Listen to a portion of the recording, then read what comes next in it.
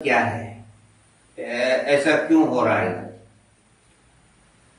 ये जो justice for Saujanya movement है, it is an anti rape movement. ये जो क्षेत्र है, श्री क्षेत्र धर्मस्थला, यह एक बहुत ही भगवान का मंदिर जिसको करोड़ों लोग मानते हैं। कर्नाटक ही नहीं, दक्षिण भारत के केरला, तमिलनाडु, आंध्र प्रदेश से भी बहुत सारे श्रद्धालु आते हैं इधर। लेकिन उसके साथ साथ जो एक फैमिली परिवार इस मंदिर का अथॉरिटी है, उसको कंट्रोल करता है, वो ट्रस्ट, फैमिली का ट्रस्ट है, उसके जरिए बहुत सारे कई सालों से, मतलब 40 से 50 सालों से जो अत्याचार, खून और कब्जा, सरकारी जमीन का कब्जा, आसपास रहने वाले गरीबों का, जो ट्राइबल्स है, शेड्यूल कास्ट है, उनका जमीन का कब्जा कई सालों से होते आ रहे हैं। लेकिन जब सौजन्या का जो गैंग रेप एंड मर्डर हुआ इन द ईयर 2012 अक्टूबर 9 में, उसके बाद जब महेश शेट्टी तिमरोडी जी ने आवाज उठाना शुरू किया तो बहुत लोगों का, इससे भी पहले जो भी खून खराबा होते आ रहे हैं, तो उसका ज्यादा जो एनलाइटनमेंट, लोगों को जागृति देना काम शुरू हो गया। इधर सोचने की बात यह है, सौजन्या का जो जस्टिस फॉर सौजन्या मूवमेंट शुरू हुआ, क्योंकि उसके रेप एंड मर्डर, उससे भी पहले डबल मर्डर हुआ। डबल मर्डर यानी कि जो हाथी का माउथ रहते हैं, हम साउथ इंडिया में उसको माउथ कहते हैं, उनके जो घर में ही, वो भी धर्मस्थल के अंदर ही, मंदिर के सामने ही उनका घर है। उन दोनों भाई बहन को बहुत बुरी तरह से मार दिया गया। उसका आरोपी लापता, रिपोर्ट ऐसा पुलिस ने दिया, सी रिपोर्ट। उससे पहले पद्मलता एक बच्ची थी, वो भी स्टूडेंट थी, इन्हीं के, ये जो टेम्पल का अथॉरिटी है, इन्हीं के बहुत सारे एजुकेशन इंस्टीट्यूशन है, वहीं पे पढ़ती थी। तो उसका भी अगवा हुआ, किडनैप किया गया। तो आफ्टर 53 डेज उसका लाश मिला, पूरा खराब होके उसको मिला। उसके ऊपर भी गैंग रेप हुआ था, लेकिन accused not found, C report दिया गया पुलिस के जरिए।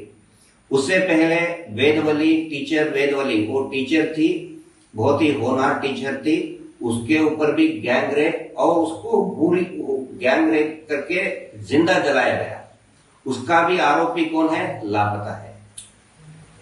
No accused found, that is C report. जो सीरियल जो किलिंग होते आ रहे हैं, एब्सोल्युटली वेरी हॉरिबल ऑफेंसेस हो रहे हैं, हादसे हो रहे हैं, लेकिन उसका कोई भी आरोपी, गुनहगार पुलिस को नहीं मिलता है।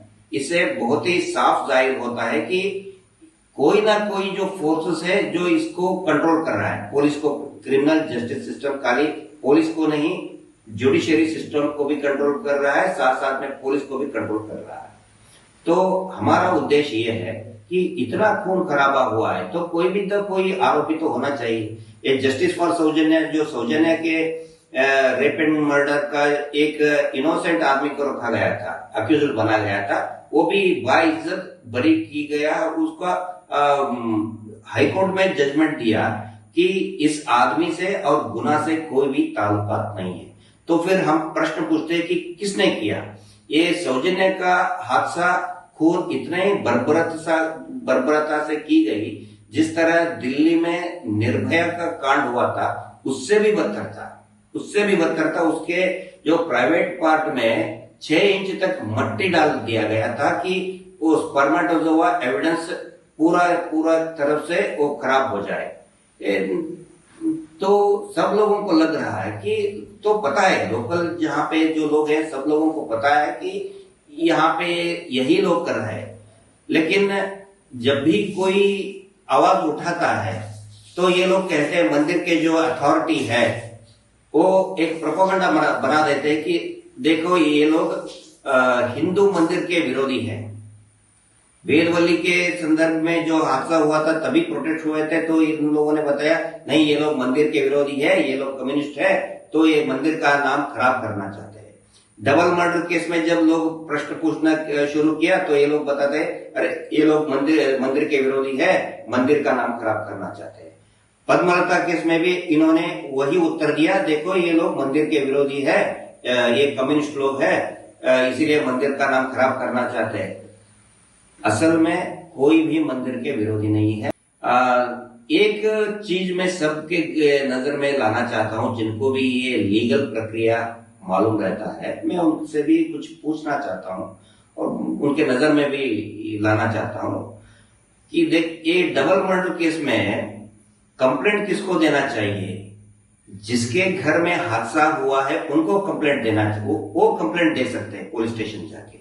लेकिन जो नारायण उसका खून हुआ, उसका बीवी और बच्चे जाते हैं पुलिस स्टेशन में कंप्लेंट रिपोर्ट लिखवाने के लिए, लेकिन वो पुलिस स्टेशन का एसएचओ कहता है तुम क्यों कंप्लेंट देते हो, उसको भगा देता है, डरा के भगा देता है। लेकिन उसका कंप्लेनेंट यानी कि जो दर्ज करता है वो सस्पेक्टेड है, जिसने खून किया है, सस्पिशन है, उससे कंप्लेंट लेते हैं।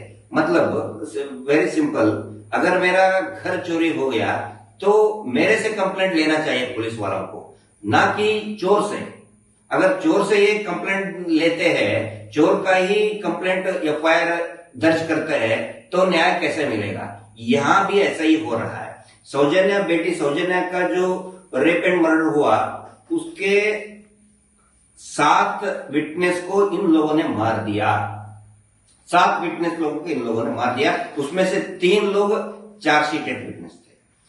और पूछ सकते हैं कि इतने सालों तक क्यों ये उभर कर क्यों नहीं आया, समाज के नजर में क्यों नहीं आया? मेरे सामने आप देख सकते हो, ये जो पूरा पैकेट है, ये डिफेमेशन केस का सिर्फ महेश जी को ये मिला है। सिर्फ एक बार इतना नोटिस आता है, उनके ऊपर करीब 20 करोड़ का डिफेमेशन केस डाला है। मेरे ऊपर भी कम से कम 20 करोड़ तक का डिफेमेशन केस डाला है। ऐसे 350 लोगों के ऊपर इन्होंने, उसमें टीवी चैनल्स है, माध्यम है, यूट्यूबर है, सभी लोग हैं। 350 लोगों के ऊपर उन्होंने इंजंक्शन ऑर्डर लाए हैं।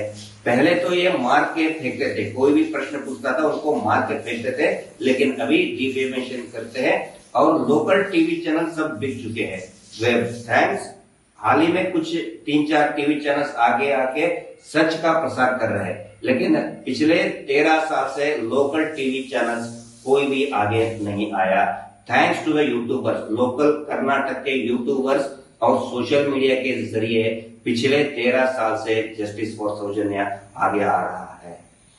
जो भी आवाज उठाता है, या तो उनको खरीद दिया जाएगा, नहीं तो मार दिया जाएगा। और ये मास बरियल का है, ये उसी का पिछले 4 to 5 डिकेड्स का अनरिपोर्टेड केसेस है। ये जो मैंने बताया वो रिपोर्टेड है, जब लोग आवाज उठाते हैं तो तभी रिपोर्ट होंगे। लेकिन वो जो मास बरियल है, पिछले from the last 4 to 5 decades, उनका ऐसा ही, जो भी लड़कियों को इस्तेमाल करके, अत्याचार करके, खून करके फेंक देना, उसका ऐसे कि एक रेगुलर हैबिट बन चुका है उस फैमिली का, उस अथॉरिटी का। उसी का रिजल्ट है जो मास बरियल वो निकल रहा है। हमें पूरा यकीन है कर्नाटक स्टेट गवर्नमेंट में एक अच्छे और होनहार आईपीएस ऑफिसर श्री मोहंती जी को प्रणब